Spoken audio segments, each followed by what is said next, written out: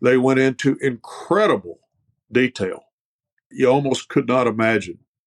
I mean, they were down to the point of asking questions about footnotes and chemical analysis that had been done in a laboratory in Germany. I mean, you got to give them a lot of credit for thoroughness. And lo and behold, it was a completely clean audit. That's George Brawley talking about his new G100UL unleaded fuel. And if you fly any piston-powered aircraft, you might be wondering, will unleaded fuel work in your engine? In what part of the country will get it first? Today we'll answer those questions and more. Hello again and welcome to Aviation News Talk, where we talk general aviation with relevant news and flying tips for pilots and student pilots to help keep you safe. I'm Max Trescott. Last week in episode 221, we talked with Rob Mark about the tragic crash of a Pilatus 3 miles off the coast of North Carolina that killed 8 people, including 4 teens. So if you didn't hear that episode, you may want to check it out at aviationnewstalk.com/221. This week during the news, we'll update you on that accident. Later, we'll talk with George Brawley about unleaded fuel, and later we'll have some of your emails and comments. Thanks so much for sending those, as I love hearing from you and sharing them on the show. And this is a listener-supported show, and we're still ad-free. So please join us. Sign up to become a member and support the show financially at aviationnewstalk.com/awesome. And when you do, I'll read your name on the show. This week in the news, the NTSB releases its preliminary report on the North Carolina Pilatus crash. GA aircraft shipments are up, and we'll tell you who's doing particularly well.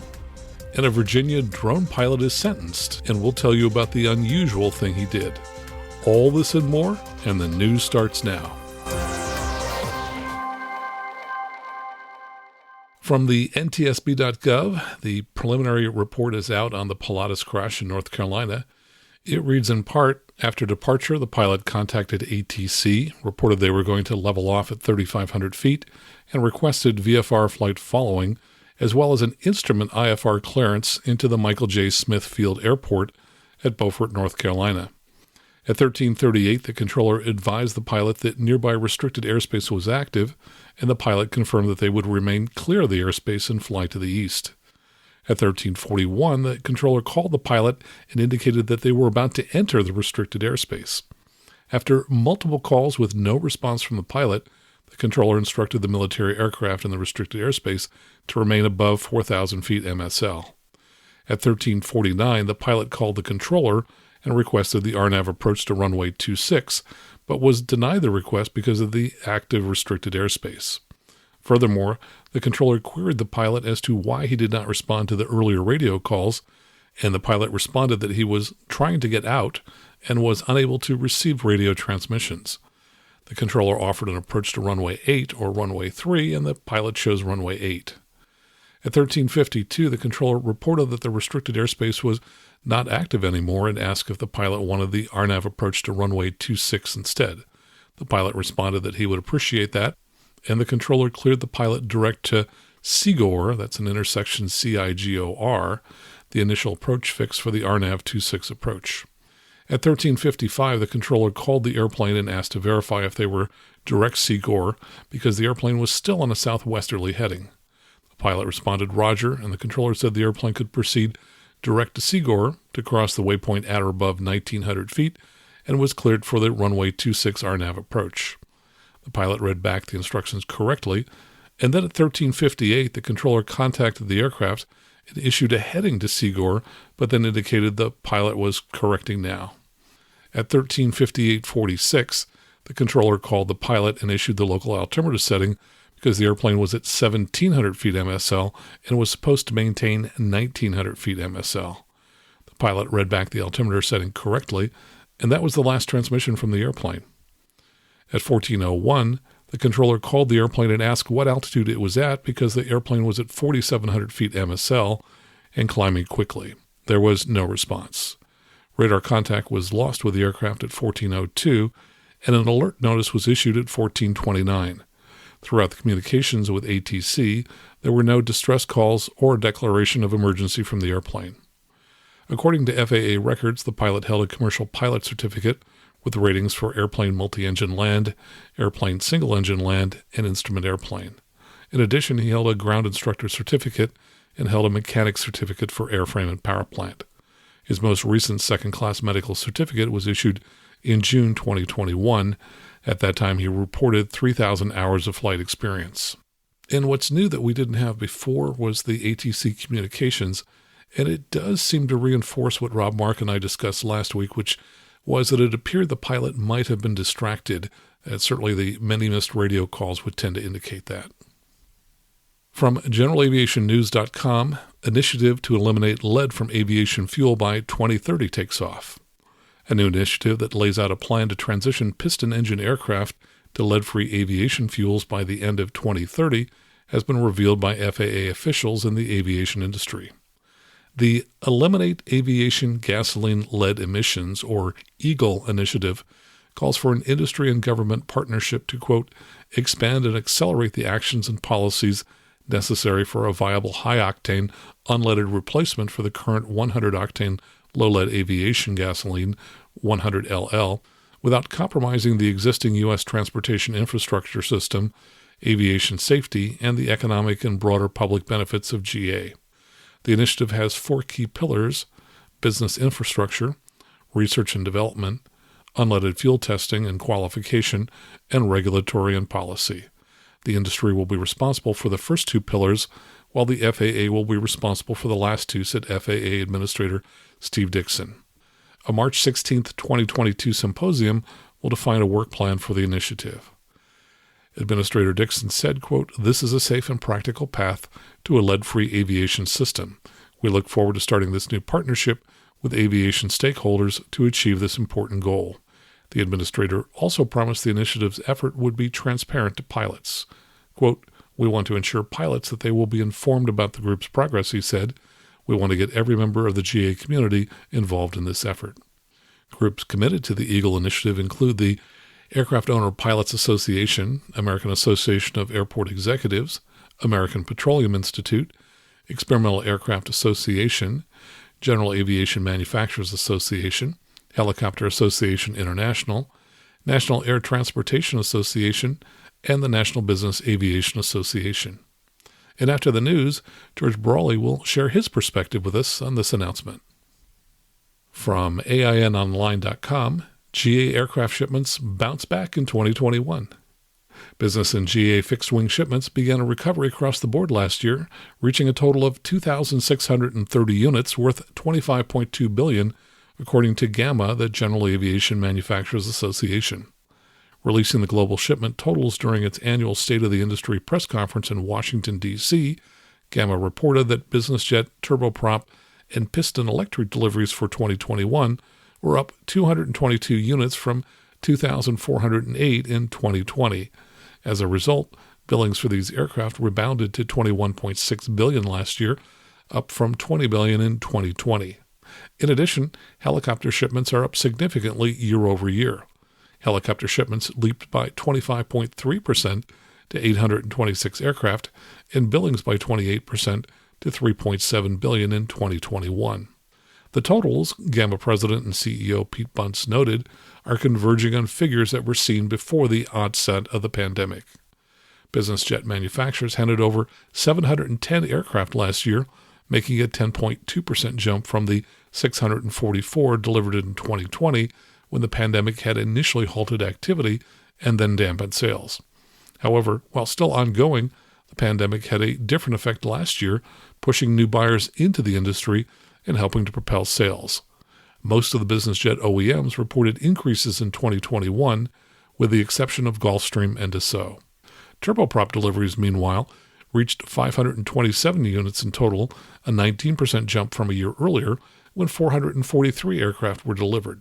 Light aircraft edged up from 1,321 units to 1,393 units. For the first time, GAMA reported this category as piston and electric, reflecting the entrance of all-electric aircraft, such as the Pipistrel Virus SW-128 Velis Electro. 48 of those aircraft were shipped last year. And from CirrusAircraft.com, Cirrus Aircraft delivers top performance in 2021. Cirrus announced another strong year of new aircraft deliveries in 2021, with the SR series maintaining its status as the best-selling single-engine high-performance piston aircraft for the 20th year in a row, and the Vision Jet as the best-selling jet in personal aviation for the third year in a row.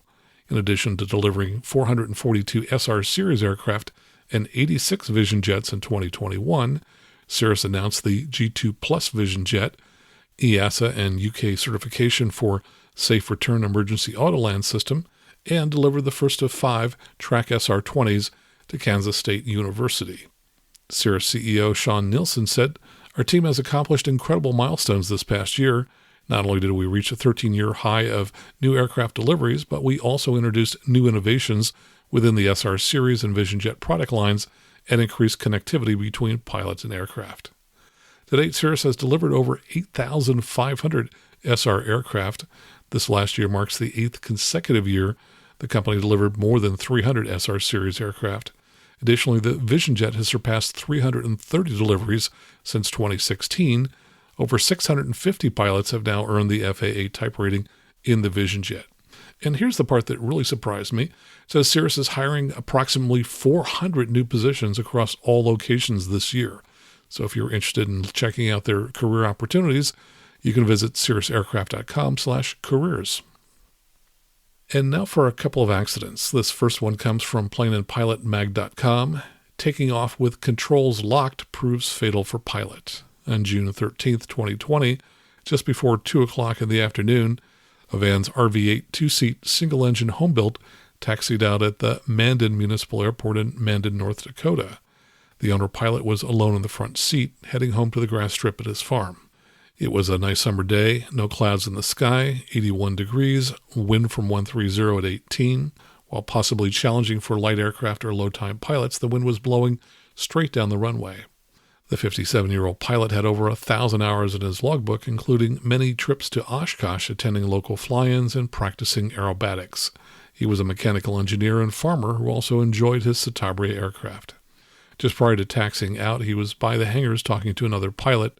This flyer saw the control stick in the rear cockpit was secured fully back by the seatbelt. For aircraft without other types of gust or control locks, a seatbelt can be a fine way to stop the flight surfaces banging around in gusty winds.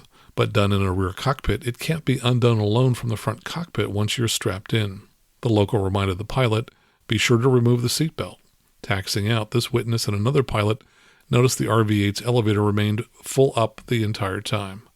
The pilot elected to do a midfield departure. The ground roll was short, and as he became airborne, the nose kept coming up steeper and steeper. The unusual climb lasted maybe 50 feet. The airplane rolled left, quickly came back down almost vertically, and crashed upright into the grass by the runway. 2 eyewitnesses, running toward the burning wreckage, both reported that the elevator was in an up position at the accident site and slowly lowered as the fire continued. They tried to pull the pilot out, but the airplane was now engulfed in flames. He died of blunt head and chest injuries. After the accident, the NTSB checked for other possibilities that may have caused the airplane to stall and crash, but toxicology testing was negative, and examination of the wreckage found no pre-impact anomalies in airframe or power plant. They eventually assigned probable cause for the loss of control to be exactly what the horrified observers first guessed. Quote, "The pilot's failure to remove the seatbelt uses a flight control lock from the aft control stick before takeoff. The hobbled plane had pitched up, stalled, and crashed. The elevator likely lowered during the fire as the webbing material melted, releasing the stick." And the second one comes from generalaviationnews.com. Flight review ends with fire. The purpose of the flight was to complete a flight review for the commercial pilot in the left seat of the Commander 114 with the flight instructor in the right seat. After takeoff about 300 feet AGL, the flight instructor reduced the throttle to idle to simulate an engine failure. The flight instructor expected the pilot to make a gradual right turn to land midfield on the intersecting runway at the airport in Coldwater, Michigan.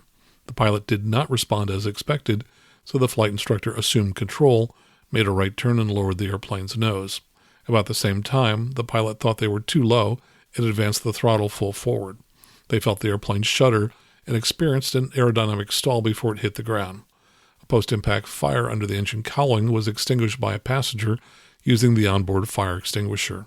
The airplane sustained substantial damage to the fuselage and both wings. Examination of the propeller noted curling and cord-wise scratches on the blade. Additionally, the engine monitor indicated the engine was turning at 2,625 RPM at the time of the accident, consistent with the engine producing high power. Probable cause: The flight instructor's inadequate communication with the pilot under review about his intention to simulate a single-engine failure and his subsequent exceedance of the airplane's critical angle of attack when the pilot did not respond as expected, which resulted in an aerodynamic stall at low altitude. And finally, from Firehouse.com, drone pilot sentenced for buzzing Virginia fire station. A drone pilot who pleaded guilty to flying his drone into a Salem, Virginia fire station and dive-bombing firefighters with the device was sentenced to 2 years of probation. James Weeks flew his unregistered drone into the station, harassing firefighters for close to 10 minutes in July 2019. The drone pilot apparently lost contact with the drone after a firefighter closed the bay doors and the aircraft struck a pole, bounced off an ambulance, and crashed to the floor, the Roanoke Times reported. Later that same day, Weeks went to the Salem Police Department to regain his drone, telling them a friend was flying it. Police informed him it was seized as part of an investigation, and he told police he was the pilot operating the unregistered drone. It was an absolutely stupid mistake, Weeks said during a sentencing hearing in Roanoke's federal court.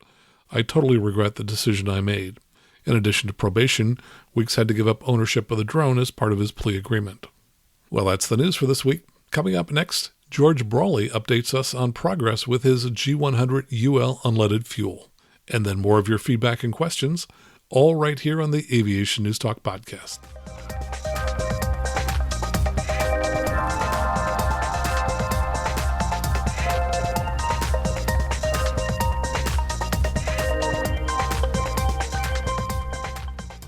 And now let me tell you a little bit about George Brawley. George has a degree in aerospace engineering and a law degree, and for many years has had an active law practice in Ada, Oklahoma. In 1995, he co-founded General Aviation Modifications, or GAMI, makers of the GAMI fuel injector nozzles. Since 2009, the company has been developing G100UL, which is an unleaded fuel. And now here's our conversation with George Brawley. George, it's a great pleasure to meet you. Thanks so much for joining us on the show. Good to be here tonight, Max. I don't think we've ever met before, but this is not the world's worst way to do that. No, it's an increasingly common way to do it. I watched with great interest a webinar that you did back in September of 2021, in which you talked about the status of G100UL. And at that time, you said that there's going to be 2 remaining tests for a fleet-wide, all-engine, all-aircraft AML STC approval. Tell us how that's going. What's the status of that? So at Oshkosh, the FAA had decided they wanted to go ahead and issue a limited STC while we did some more test work. And I don't know, that may have been because there was some need to show some progress with respect to the politics and the EPA and whatnot. We had intended just to roll on through until we had an STC for everything, but they wanted to do it 2-phase, or in an initial STC and then a final all-spark ignition piston engine and all the associated aircraft. But interesting enough, not too long after Oshkosh, like 3 weeks or something, we got a phone call from the FAA and they said, hey, we've been looking at your data file. And we've actually realized that there's a whole bunch of engines out there that are fully met by the existing data package. And so we think we ought to stop and do a phase 1 expansion and then come back with a phase 2 for everything. Well, the problem with that is that it takes an awful lot of paperwork. And it meant that we had to stop doing real certification work and do paperwork. But we did that, and sometime in late October, that was all done, and they issued the initial expansion of the engine AML, which had 611 different make and model engines on it, out of a total of 800 or 900 that are out there. Don't hold me to those numbers, they're estimates. So then we went to work to get the associated aircraft that went with those 600 plus engines. And that was a whole lot more paperwork, which kept us from doing all the certification work we would have otherwise done.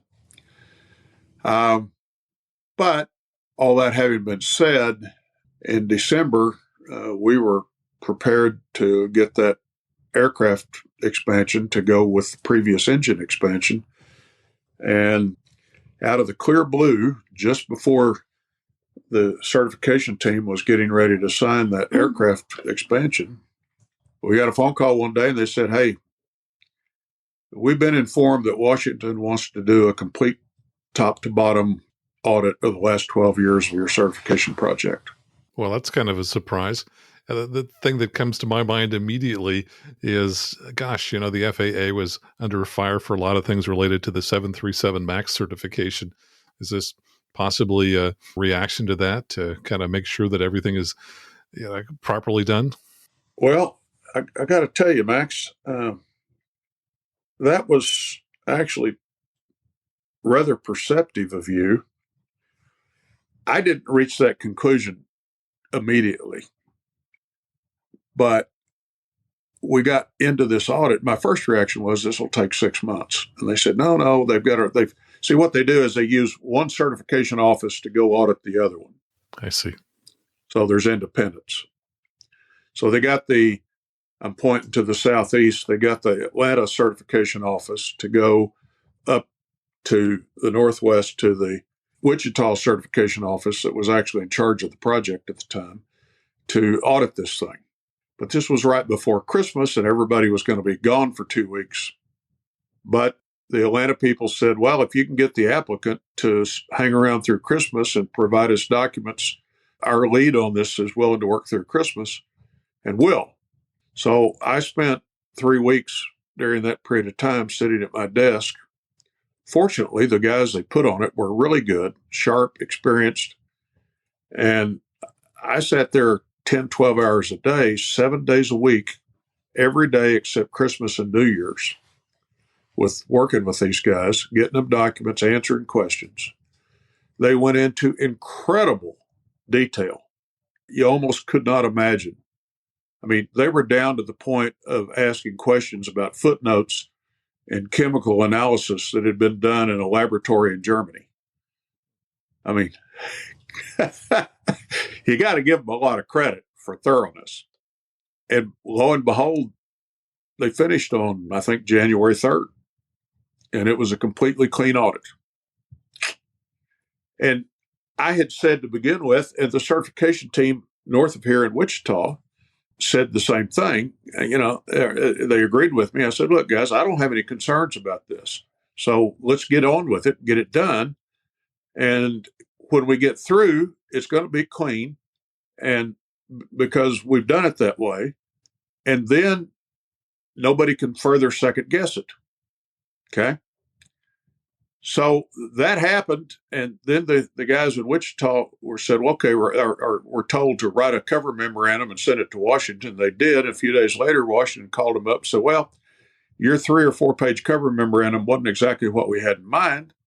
We're going to send you an outline, and we want you to use this outline to write a much more lengthy report describing everything that is summarized in the clean audit report. So they did, and the guys in Wichita went to work. It took them about 3 weeks, and they produced a 50-page document called a Summary of Cert Review of the GAMI G100 high-octane unleaded avgas review. So they sent that back up to Washington, and 3 or 4 days later it came back and said, guys, that's still not exactly what we wanted. We need you to add some more material to these 3 or 4 areas and maybe one new area. So it went back to them, and of course we didn't have any input at all on the substance. They did provide us a copy of it to read it for technical accuracy, and it was clean. And I got to tell you something, what ended up as a 54-page document was the single best piece of technical writing that I have ever seen come out of a regulatory agency. And I'm not exaggerating. I've been doing this kind of stuff for a very long time, too long. But it was really well done. And I asked one of the guys that were one of the authors on it, I said, this outline, this is a very detailed, thorough outline. Where did it come from? Well, they extracted it from a recent cert review they did. Okay. For an airliner. For a certain Boeing airliner. I see. Okay. That's interesting. So I've now referred to this this cover memorandum for the audit as the 737 MAX certification review of the G100UL. Well, that's pretty funny since you've got Max here talking with you right now. So obviously that sets you back a little bit, it sounds like, to go through the associated paperwork and so on. How do things look now? Are you able to kind of get back to where you wanted to be in terms of doing the 2 remaining tests for fleet-wide AML STC approval? Well, I think things are in a pretty good spot right now. We've got that report in there. It's been in there for 2 or 3 weeks. They haven't taken, I mean, since we got that done, we've been back to work on finishing the cert work, the real work, But the certification team in Wichita still doesn't have the authority to pick up a pen and sign the expanded AMLs. Mm-hmm. So that's what we're waiting on. And these are the expanded ones from the December timeframe, which was going to take you up to 600. Yeah, except we've done a bunch more cert work, and there's a bunch more to add to it. So we've had to go back and revise all those documents. Mm-hmm. So, look, the endpoint is in sight. I'm not allowed to make predictions and tell you when, but it is as close to certainty as anything in the airplane world ever gets that in the next month, 2 months, 3 months, 4 months, 5 months, there will be an AML STC for engines that includes in the list of approved engines every single spark ignition piston engine in the FAA's type certificate database. And this is the part that really fascinates me. I'm dying to know, does that really mean all piston engines, including really rare high power engines such as the Merlin used in the P-51 Mustang? How about a Curtiss-Wright 3350? Okay. So when you say all, you mean all. Yes. That's fantastic. Good. And one of the reasons that we're able to do that is, remember, those engines required 115, 145. In the technical scheme of octane, you've got the motor octane, which is the small number, the 100 and the 100, 130. And then you've got the 130. But a lot of those engines were originally proved on something called 100, 150 back in wartime era. A lot of people don't know it, but just before the D-Day invasion, they came up with a fuel that was about a 100, 145, 100, 150. And just before the invasion, they were able to surprise the Germans by going out there and cranking up the manifold pressure on all the airplanes a bit. So this fuel has a very unique characteristic. The supercharge rating, which is what the upper number is over the smaller number, the 130, or in the old days when we had purple gasoline, the 115 and the 145, it was the 145 number. Well, the supercharge number by the laboratory test uses a specification called ASTM D909. That laboratory test, when they run this fuel, every single sample that we've ever run using that test had a supercharge rating that was above 150. 150? And almost every single one of them had a supercharge rating that was so high that the test machine could not measure it. It was above 160. Wow. So the fuel is performing really well. So for full power takeoff conditions under the FAA certification test, you almost can't create an engine that this thing won't work with, that this fuel will not work with. Now, on the other end is what's called the lean rating, and it's kind of the intended area of normal operation, cruise power kind of area. And this fuel matches all the characteristics of 100 low lead in that regard. And we did formal detonation testing with the FAA, and we had fully conformed minimum specification 100 low lead that was specially formulated to meet the bottom end of the MON range on 100 low lead. And it was like, typical 100 low lead in the field is like 102, 101 and a half / 132 or 3 to 103 / 132 or 133 on those numbers, the actual numbers. But they made us formulate 100 low lead that was like 100/131. And the minimum MON for the spec is like 99.6. So we were maybe 0.4 of a MON point off bottom. And then they made us formulate a corresponding minimum spec G100UL formulation. And then we had to run those in back-to-back testing on the test stand. And when we got ready to do that test in December of 2020, a year and 4 months ago now, the FAA initially wanted to do it remotely where they just watch the computer screens.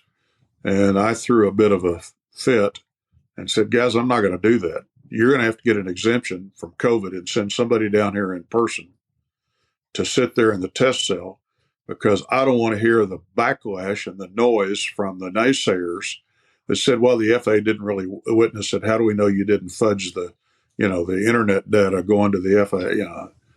And there's been so much of that kind of, frankly, intellectually dishonest criticism from some very high places. I just didn't want to have to put up with that nonsense. So FAA showed up here at 3:00 on a Tuesday afternoon. We walked around and they looked at everything. They got a good night's sleep. We started early the next morning. We had a 27 line item checklist for different tests and combinations. That included doing test combinations of what we call mongrel fuel. That's a fuel that's blended with 25% G100, 75% 100 low lead, or 50-50 each, or 25-75 the other way. We ran all those tests in order to establish that this stuff is fully fungible in the wing of the airplane with 100 low lead. So we did all that. And Max, we got through about 3:00 that afternoon. And the FAA guy sitting next to me, really, really good engineer. I got to tell you, Earl Lawrence removed or reassigned everybody working on our project in July of 2020. He called me up, the Air One in Washington called me up and said, George, this project's taken 5 years too long. We need to see some real certification work. I've looked at the file. It's taken 5 years too long. There's been way too much rigmarole regulatory wise and not near enough actual certification work that's been done. So I'm going to put a new team in charge of the project. And he did. And he moved all the project to the Wichita certification office. And he put 3 guys in charge of this project. And they're 3 of the best half a dozen FAA people that I have ever worked with in the last 30 years. And what's really good about that group is they've all worked in industry before they went to the FAA. They know both sides of the coin. And they're smart, really smart, experienced. One or both of them that are actually doing the engineering certification work have previously been involved in some of the previous auto fuel STCs. So they knew the subject matter, the regulatory subject matter. It's such a blessing to work with really good people that are involved in the regulatory side of stuff. And so, we've made some fairly conspicuous progress on this project to get it to the point that it is right now. So anyway, I was sitting there with this FAA guy from Wichita, and he said, George, I think we're done. And I said, well, wait a minute. I said, there's one item up at the top of this checklist that's an optional item. And it says something like, if you get all through the 27-line item and you've passed all the different subparts and you've been successful, then consider running this optional item. And the FAA guy looked at me like I was crazy. He said, George, you sure you want to do that? And I said, his name was Kevin. I said, Kevin, the engine is conformed, the test stand's conformed, the instrumentation is conformed, the fuel's conformed, and the FAA is sitting here watching. Is there ever going to be a better time to do that test? He said, okay, but it's your call. Well, the test was to try and destroy the engine by finding out how much horsepower it could make and still pass a full-blown FAA detonation test. Well, we had a high compression engine with turbo superchargers mounted up to the engine, and we had an electronic control on the wastegate, so we could set any manifold pressure we wanted. This was an engine rated at 310 horsepower with 30 inches of manifold pressure, And we're sitting there running it at red line on the cylinder heads, red line on the oil temperature. And in order to do a back-to-back comparison, you have to see some detonation. Otherwise, you never know if one's better than the other. So we had to already run the manifold pressure from 30 inches up to 35 just to be able to compare the two fuels against each other. And so I turned around to my very technically accomplished lady helper, Lorelei, and I said, Lorelei, take that toggle switch you've got and give me 37 inches of manifold pressure. So she did. We ran the test. It passed. I turned around to her and said, give me 39 inches of manifold pressure. She does. We run the test. I said, Lorelei, give me 42 inches of manifold pressure. And so she starts playing with it. And I said, no, Lorelei, I'm only seeing 41 and a half. And she points over to the little round dial that's the position for the wastegate, and it's sitting on 100% closed. She said, George, that's all you're going to get. So we ran the test on a 8.7 to 1 compression ratio engine at red line at 41 and a half inches and passed. Now, this is kind of the rich rating side of that, and I wasn't too concerned because I knew what those numbers were that we just talked about. But what was interesting about it is that because the induction air temperature was like 170 or 180 when it's normally 100 or 110 or 20 on that engine, we were way hot. So it's like the density altitude is out the bazooka high. But if you took the actual measured brake horsepower, it was about 380 on that 310 horsepower engine. But if you corrected it to standard day conditions, it was 440 horsepower. 440? That's amazing. That's not what I expected. That engine could make on a standard day 440 horsepower and not be subject to detonation.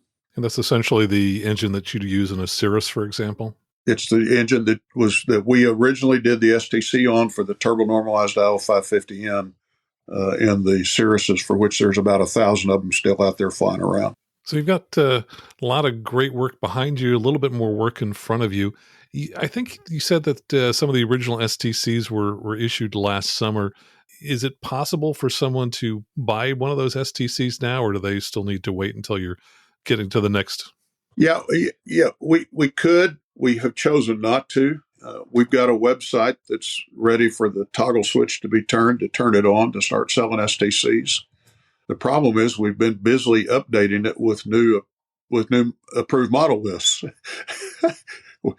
We hadn't got to the finish line yet. So, but yeah, I mean, it's, if somebody came here tomorrow and wanted one of those that was covered by one of those, we'd be glad to provide them the paperwork and get that done. There's just not any point to it till the fuel's available, which probably brings up the next thing you want to talk about. Of course. Tell me about when and where. Let me ask you this, actually. Where are you going to start rolling this out first, do you think? And if you have any kind of rough time frame, what do you think that might be? Sure. So let me remember that question that you just asked, but let me take a dog leg here for just a second. Everybody in that planning meeting last Wednesday, that Eagle announcement planning meeting, was focused on 2030 and focused on convincing the EPA, I started to say distracting the EPA from doing anything precipitous. The problem is that the 1,000-pound gorilla wasn't sitting in the room. Well, who's the 1,000-pound gorilla? Well, give you an interesting anecdote. 10 years ago, in 2012, I was visiting a son that lives in San Francisco, and I took the opportunity to drive around San Francisco Bay and visit all the general aviation airports. And some of them at the time had lead monitors on them. And I went to one airport, which I'm not going to name, and met with the airport manager. He said, I want to show you something. He got me in his golf cart and drove me out on the taxiway and drove me down to the run-up area. And he said, look over there on that chain link fence. And I said, yeah, what's that little black box over there? He said, oh, it's an EPA lead monitor. I said, yeah, but it's sitting on the fence right behind the run-up area. Every Cessna or piston-powered airplane that does a run-up right there has got the tailpipe pointed at that box. He says, yeah, you think that might bias the results?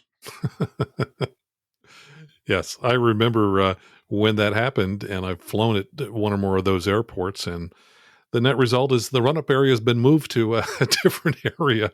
So this airport manager and I went to lunch together that day, and at lunch, he kind of throws out this rhetorical question. He says, so, George, how do you think this thing's going to roll out when the EPA finally decides to ban 100 low lead? And I said, well, they'll do an endangerment finding, and then, there'll be a bunch of falderall and maybe a lawsuit or something. But eventually, they're going to enforce that.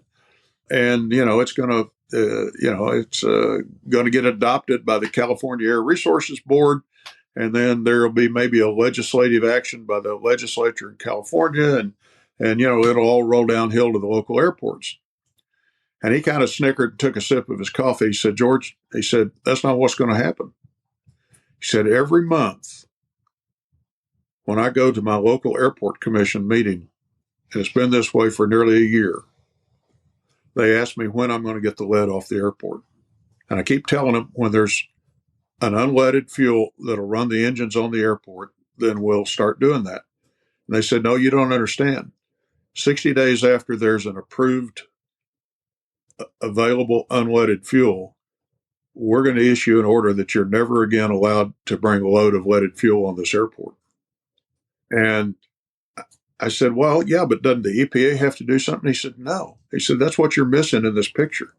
It's going to start at the local airport political subdivision, and it's going to go up the ladder instead of starting at the top of the ladder and going downhill. Yes, it's already started, and clearly there's kind of a time clock on 100 low lead. We're going to have to switch. As in, can you spell Reed Hillview? Yep, exactly.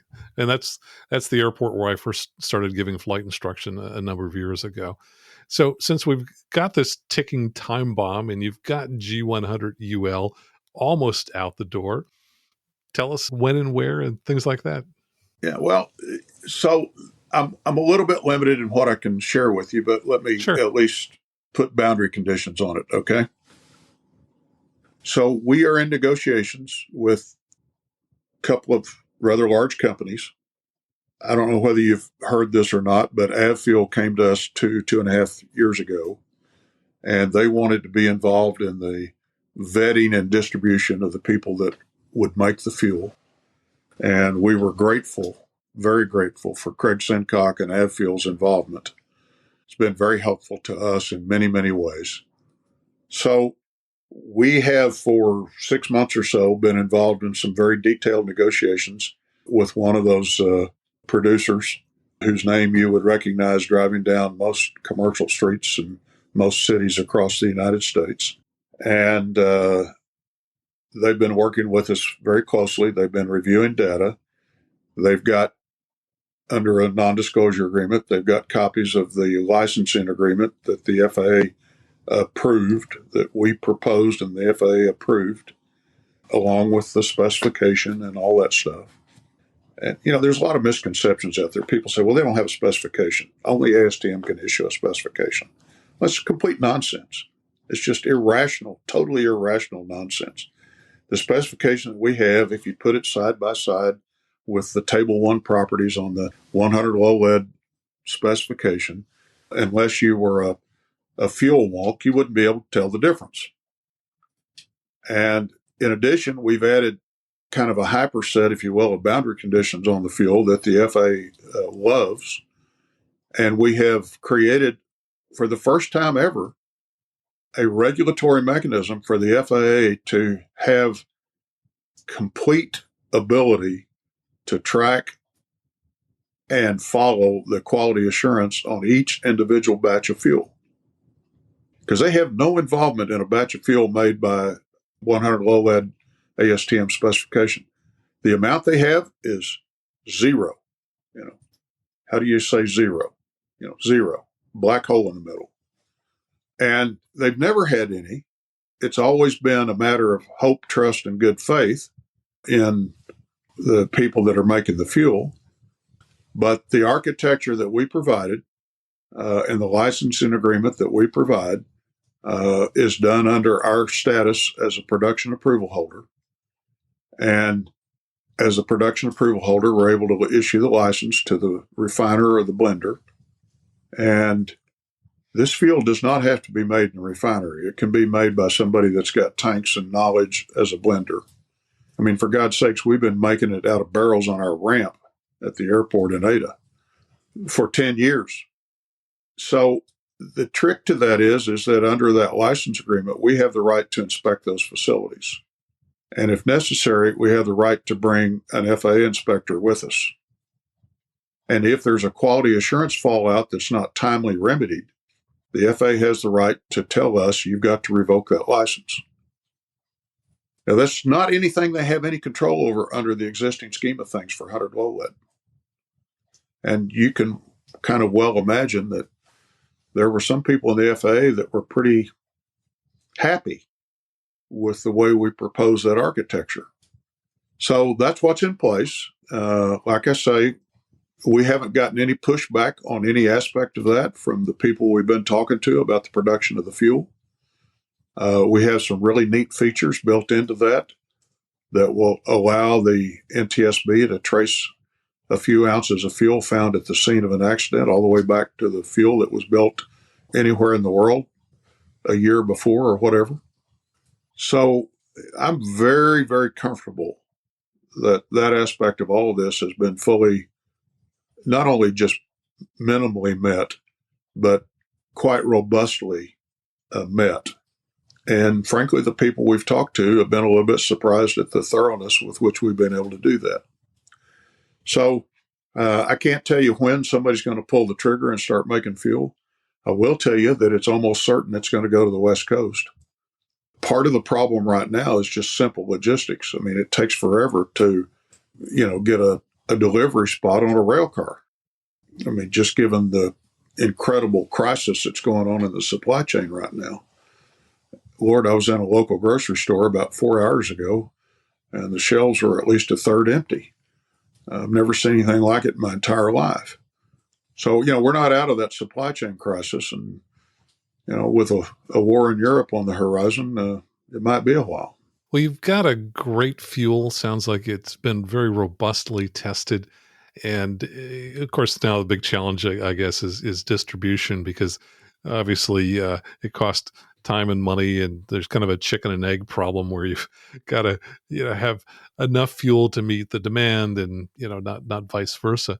I know in the webinar last fall, someone mentioned that you might start rolling this out initially to some flight schools. Are you still thinking that, or are you kind of thinking of different strategy? Well, the architecture of that initial STC that the head of certification, the guy known as Aero-1, Earl Lawrence, announced from the podium at Oshkosh, Tuesday of Oshkosh this last summer, that initial STC, the reason it was structured that way was to be able to quickly cover flight schools, because they're pretty high volume consumers. And it would be an easy way to have a focused early distribution. And so first thing out of the bat, before we left Oshkosh, we had a couple of the larger flight schools come to us and say, whenever you're ready, we want to be first in line. And they probably will be, just because they asked first, and, it's the right thing to do. But the next people that started asking was the airport manager at Rita Hillview. And, we take that sort of thing seriously. I was stunned when they told us in September that they were planning on shutting down 100 low lead at midnight on December 31st.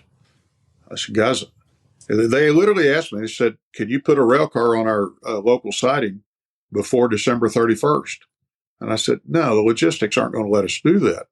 And they said, we really need you to do that. And I said, you hadn't asked one of those critical questions yet. They said, yeah, what's that? And I said, well, you hadn't asked how much it would cost. They said, that's probably not important right now. What's important is to have fuel for the airplanes. I mean, they're pretty serious about this. Totally. Yeah. And I think that that's going to spread. We've got, I think, 2 airports now in California that have said no more low lead. So, yeah, I think that's going to spread across the the nation slowly. Well, it sounds like you are bringing the solution just about in the nick of the time, which is really fantastic. As we wrap up here, any kind of final thoughts about what pilots ought to be thinking about in terms of unleaded fuel for the future? Yeah, it's going to be good for your engines. Those of us that are old enough to remember driving cars with lead remember changing spark plugs every 10,000 miles. And this business of having to clean aircraft spark plugs every 50 or 100 hours, if you're lucky, and having to replace the plugs every couple of 100 hours or 300 hours, and having to change the oil at 25 to 35-hour intervals to keep the lead out of it from turning to sludge, that's all going to be gone. I mean, I've been driving an older Suburban that had like 80,000 miles on it before I had to change the spark plugs. The other enormous benefit that we just hadn't had time to jump in and explore is we should be able to use synthetic motor oil with this fuel. Mobil 1 would work wonderfully with this fuel. Please bring Mobil 1 back, Mobil, because it would work wonderfully with this fuel. I have a lot of experience. I flew an airplane for 1,500 hours on Mobil 1. It was a turbocharged airplane. Didn't have a lick of problems. I tore the engine down. The engine was pristine, unlike all the engines that had all kinds of sludge in them. There was one difference. I flew those engines at cruise with a mixture that was 60, 70, 80 lean a peak at 80% power. And with the volume of lead reduced in that manner, the oil was able to handle it and get rid of it just nice. If you were running them with 100 rich a peak or 150 rich a peak, then the oil couldn't handle it. So we're going to be able to go to synthetic motor oil. And I was, when I was doing that test on Mobil 1, I was routinely running 100-hour oil change intervals on a turbocharged Bonanza. I don't see any reason why we can't get there with this unleaded fuel and synthetic motor oil. And we did a lot of carefully controlled experiments with that. And the cylinder head temperatures were averaging 10, 15 degrees cooler when we changed from Aeroshell 100 to Mobil 1. And then we'd change back, and the CHTs would, over the next 10 hours, if you averaged them, they'd end up being, 10 or 15 degrees warmer than they were on the Mobil 1. So there's some benefits there.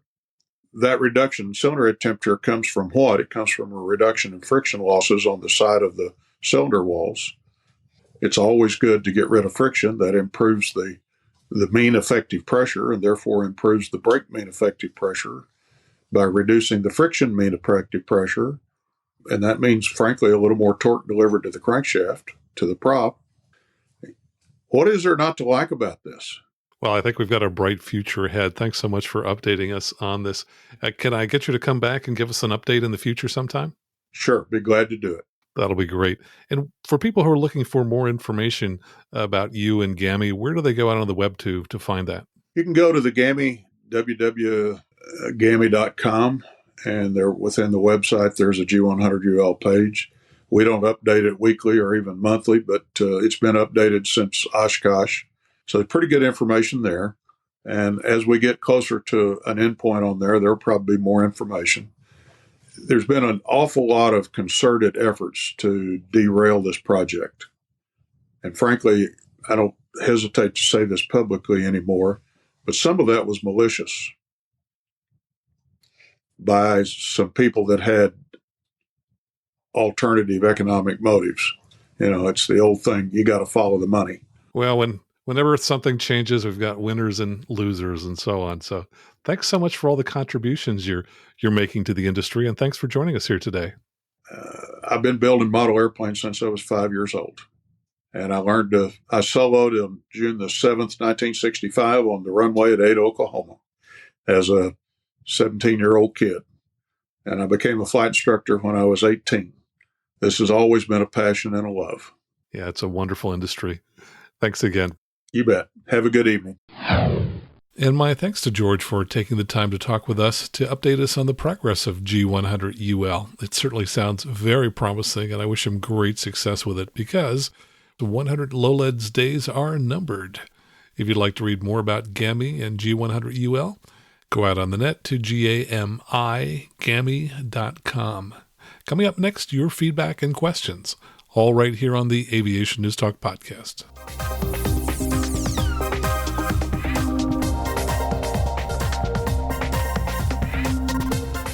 And just a quick update on what I'm up to. I'm headed out bright and early tomorrow morning, Sunday, to teach for 3 days in a Vision Jet in Southern California. So I'm looking forward to that. I'm going to bring along my GoPro cameras, and hopefully we'll shoot some video that I can share with you.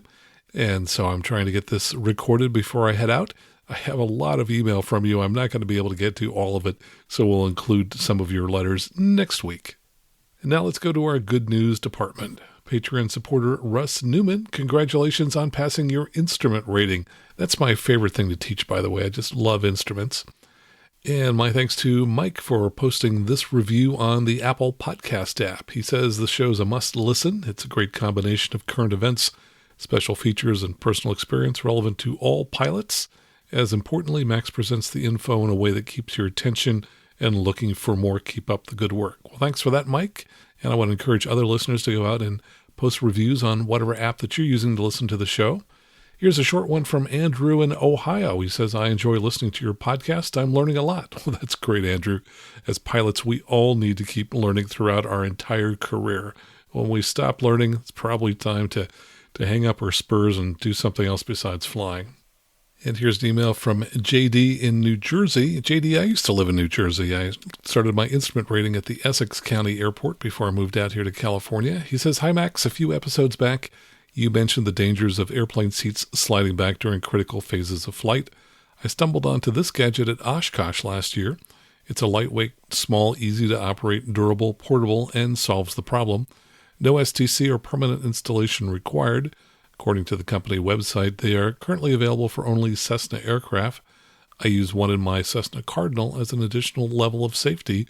I thought you might want to share it with all of the Cessna drivers in your audience. Cheers and keep up the good work. And he passes along the web address, which is aerostop.net. So AEROSTOP.net. Thanks for that, JD. And here's an email from new Patreon supporter Nick McConey. He says, I've been an avid listener for a while. I just want to thank you for helping students like me learn from others and for providing a reliable source on aviation news. I'm currently working on my commercial courses at Embry-Riddle in Prescott, Arizona. Great school, by the way. One of our recent topics was airworthiness and the legal requirements that lend into it with Part 91, 121, and 135 operations. But going over these differences brought about the following question. At what point does saying no to flying get you in trouble for commercial operations? I strive to be a safe pilot, but I don't want to lose a future job or a contract because I decide to stay on the ground due to some circumstances, maintenance, weather, or human factors related. Is there any advice you have or light you can shed on real-world commercial flight decision-making?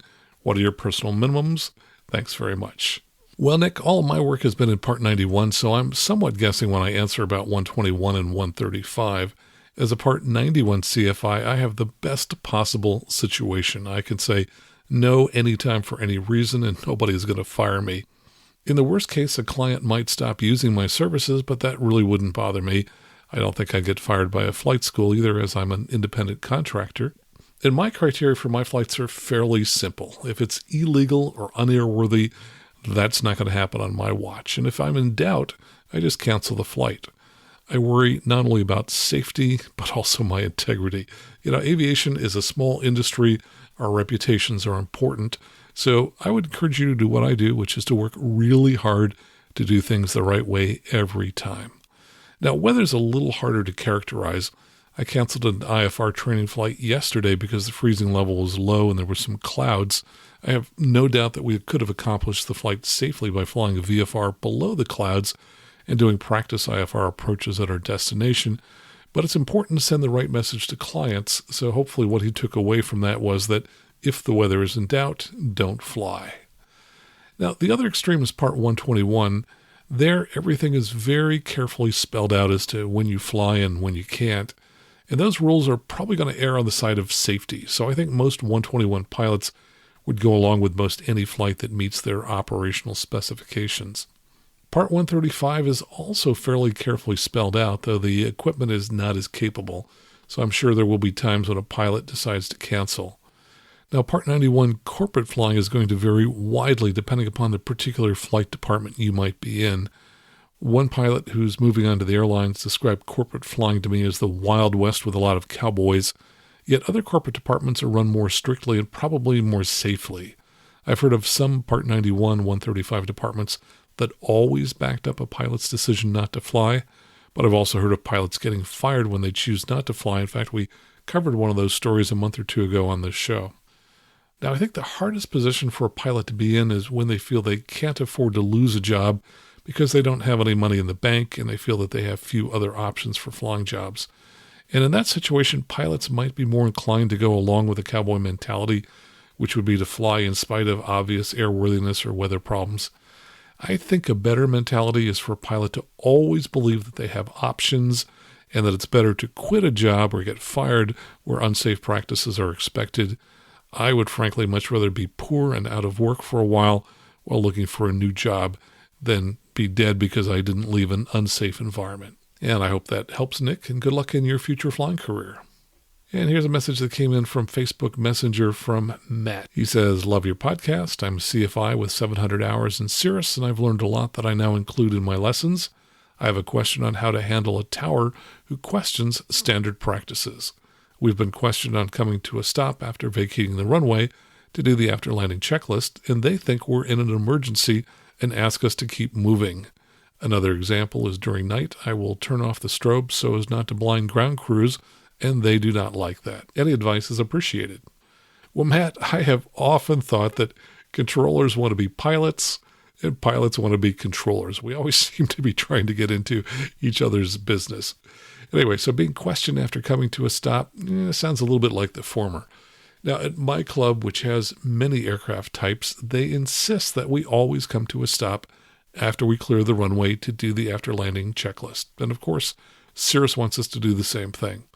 I don't ever recall being questioned at any airport about doing this, so your airport seems to be a little bit of an exception. If you're teaching at a flight school, you might ask your flight school to take it up with the tower manager, or if you're an independent CFI like I am, you might contact the tower manager directly. I've done that a few times at my local tower.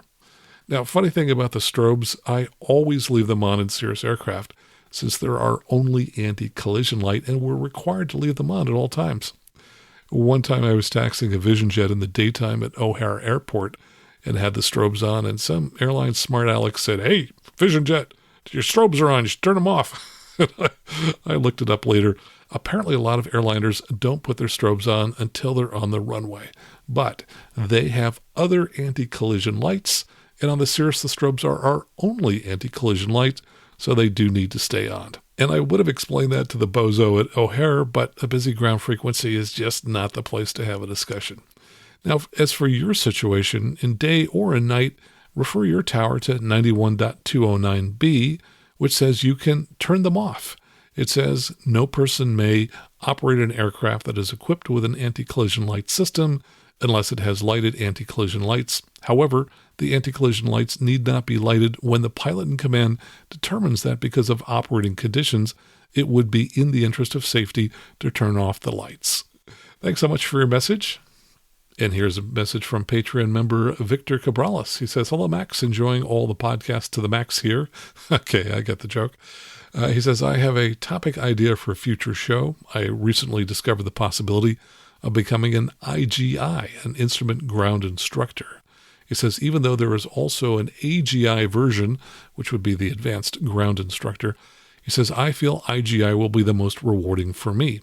Of course, as anything worth obtaining, it will take lots of work and studying, but I'm very curious as to its popularity and how it can help aspiring pilots like myself in pursuing their instrument and CFI pass.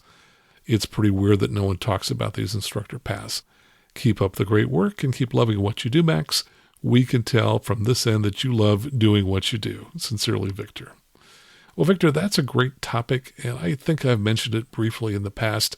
I got my IGI before I got my CFI, And I then started teaching an instrument ground school that I'd created all before I got my CFI. I later got my CFI and my CFII, and it was really easy to pass those check rides because I'd been teaching ground school for a year. Now, it sounds like you know that you need just to pass 2 writtens, the FOI written and the instrument ground instructor written. And then you just make an appointment with your local FAA FSDO, bring in the test results for those 2 tests, and then they'll issue you the IGI certificate on the spot. Frankly, I'm surprised that more people don't do it. I would gladly refer people to a ground instructor for the 10 or so topics that we're required to teach for private and instrument students, so definitely do it. And as you know, aviation is a really small world. Everybody seems to know everybody. See if you know these 2 new people who both signed up as mega supporters to support the show this week. Daniel Maddox tells us he flies out of KMKC and also 18AZ. He says, as an older pilot, I get so much out of your podcast that I should start paying for it at the $50 a month level. What a great show. Daniel, thank you so much for becoming a mega supporter. And of course, after 2 months, I'll be sending Daniel a copy of one of my books with my signature in it. And a big welcome to the show to Jim Gray from I Recovered Treatment Centers, which I think is up in Alberta, Canada.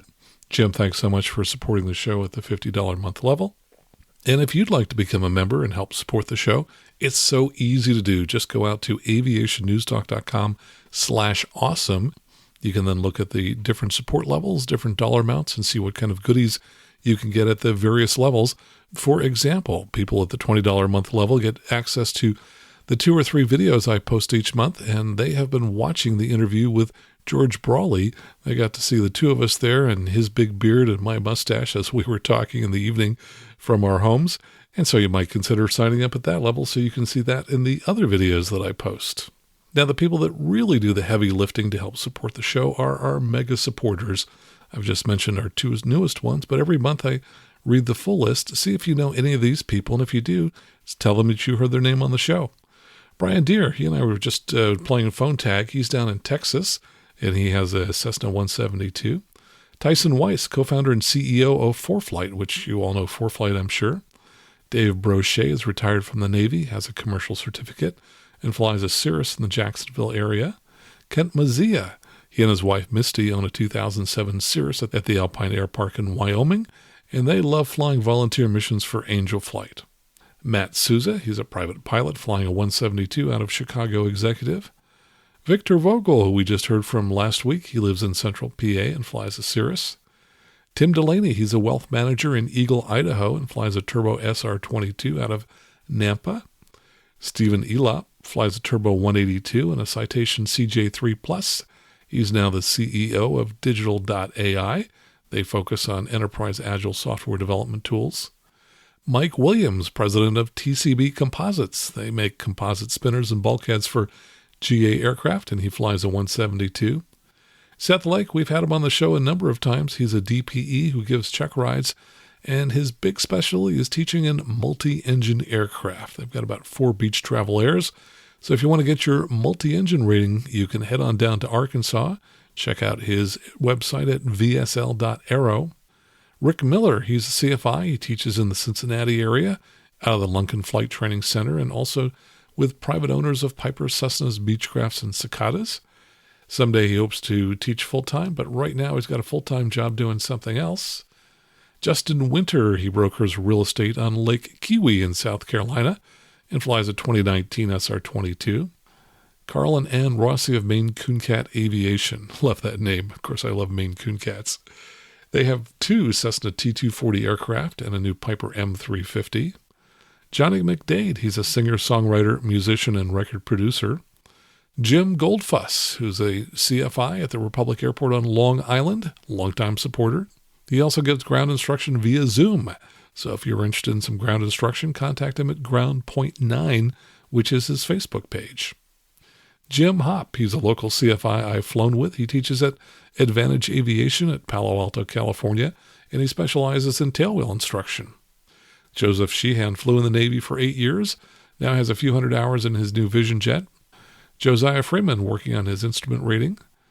Dylan Caldwell, AME at the Naples Municipal Airport in Florida. So if you need a basic med for 2nd or 3rd class medical, You can contact him at aviatorsclinic.com. And William Birch donates to the show in the memory of his son, Lieutenant J.G. Wallace Birch, who was a naval aviator. Don Hakala, he's with Professional Instrument Courses. They conduct 10-day instrument courses, IFR finish-up, and IFR refresher courses at iflyifr.com. Don Dillman, he's a professional pilot who runs an airline flight department. He's also a CFI who flies a Bonanza, and he's a Cirrus CSIP. Rick Mattis flies a Cessna 210 out of Fort Worth Meacham. John Tosto is an attorney from Flint, Michigan, and a member of the Greater Flint Pilots Association and co-owner of a Cherokee 6. Vic Bajaj, who's a local Cirrus pilot that I've flown with. Mark Holzbach lives in southwestern PA. He's a longtime aviation enthusiast. He wants to get his private when he retires in a few years. He runs BoddenSteel.com, which makes industrial fasteners. Tim Crawford flies a DA-40 at Crosswinds Aviation at the Oakland County Airport north of Detroit. He runs a company called BrainSpring that helps kids with dyslexia. James Kerr just bought an SR20. His company makes security screens for protecting your home. You can find out more at bosssecurity.screens.com. Ed Kelly, who I just heard from, he flies a Saratoga out of Mount Pleasant, South Carolina. He flies with his son, Bennett. Jeff Brausch. Michael Ron, he runs a small wealth management firm in The Woodlands, Texas. And you can find him at The Sum, that's S-U-M, planning.com. And he's thinking about buying a Cirrus. Todd Kussel lives in Arizona and flies an SR-22. Chris Carnahan, president of Boone Valley Forest Products. He flies a VTEL Bonanza out of the Spirit Airport in St. Louis. Marlon Dutra works in tech in the Bay Area and flies an SR-20 G6. Richard Clark plans to start instrument training soon. He's about 18 months into the build of a Vans RV-14A. Sean Couch. Greg Campbell is a high-tech entrepreneur from Ottawa, Canada, flying a DA-40 NG and working on his instrument rating. John Sendak, he's a hospital executive in the New York metro area, flies an SR-22 based at the Republic Airport in Long Island. Troy Bainbridge, he's a CFI who teaches out of the Weed and Redding airports in Northern California. He specializes in paragliders, has an advanced P4 rating and T3 tandem instructor rating. Bob Bacall, he passed his private and instrument this past year and is about to start his commercial. Victor Cabrales recently passed his private and flies a 1979 172 out of Kissimmee, Florida.